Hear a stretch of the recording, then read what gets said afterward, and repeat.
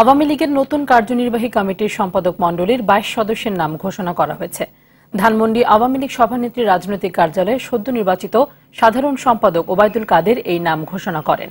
তবে আরও ৭ সম্পাদকের নাম পরে ঘোষণা করা হবে বলে জানান তিনি। ওবায়দুল কাদের বলেন, দলকে সাংগঠনিকভাবে শক্তিশালী করতে তৃণমূল নেতাদের নতুন কমিটিতে মূল্যায়ন করা হয়েছে। এ সময় তিনি জানান, ১ সপ্তাহের মধ্যেই পূর্ণাঙ্গ কমিটি ঘোষণা করা হবে। ৮ সাংগঠনিক সম্পাদকের মধ্যে নতুন করে দলে নাম লিখেছেন এনামুল হক শামীম ও ব্যারিস্টার মহিবুল হাসান চৌধুরী। এছাড়া সম্পাদক মণ্ডলীর কমিটিতে নতুন স্থান পেয়েছেন টিপু মুন্সি, সুজিত রায় নন্দী, মৃণাল কান্তি দাস, অসীম কুমার উকিল, শামসুন নাহার চাঁপা, ডাক্তার রোকেয়া সুলতানা। ২৮ জন সদস্য এরা নির্বাচিত হবে সভাপতি মণ্ডলীর সভায়।